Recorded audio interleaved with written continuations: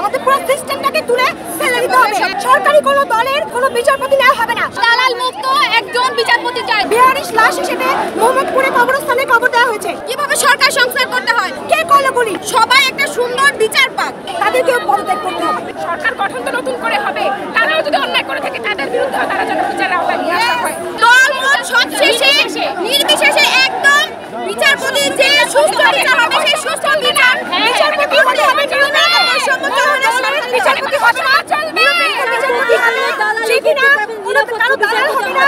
একদম সুষ্ঠু তদন্ত অনুযায়ী যে বিচার করবে সে হবে বিচারপতি।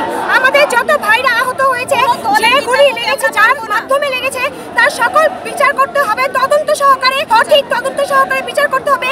মৃতের সঠিক সংখ্যা প্রকাশ করতে হবে। যে মৃতের সংখ্যা দেখানো হয়েছে তা আমরা অস্বীকার করি। মৃতের সংখ্যা 900-এর উপরে ছাড়িয়ে গেছে, 1500, 2000 অলমোস্ট।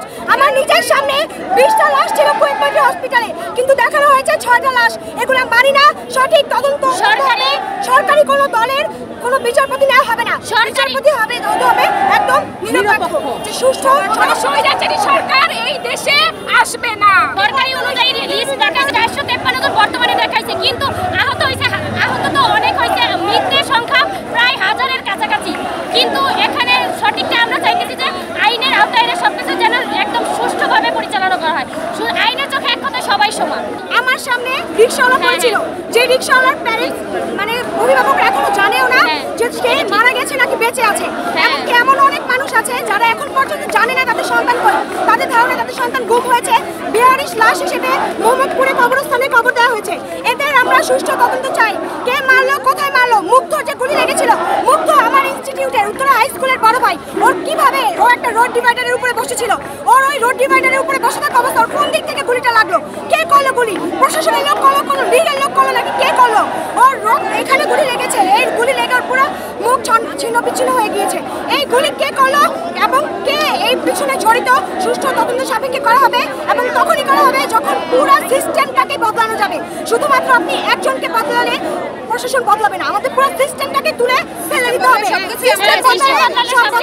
আর সিস্টেম না বদলালে কিছু বদলাবে না। এই জন্য প্রত্যেকটা ইনস্টিটিউটেরও যারা হচ্ছে গিয়ে ভিসি, প্রিন্সিপাল, সবাইকে যারা এগুলোতে মুখ্য ভূমিকা পালন করেছে তাদেরকেও পদত্যাগ করতে হবে। দালাল মুক্ত একজন বিচারপতি চাই, যে জনগণের জন্য হবে, সাধারণ জনগণের জন্য হবে, এমন একজন বিচারপতি আমরা কামনা করি নতুন বিচারপতি হিসেবে। বর্তমান যে প্রজন্ম, আমরা ছাত্র সমাজ দেখিয়ে দিয়েছি যে কিভাবে দেশ সংস্কার করতে হয়, কিভাবে সরকার সংস্কার করতে হয়।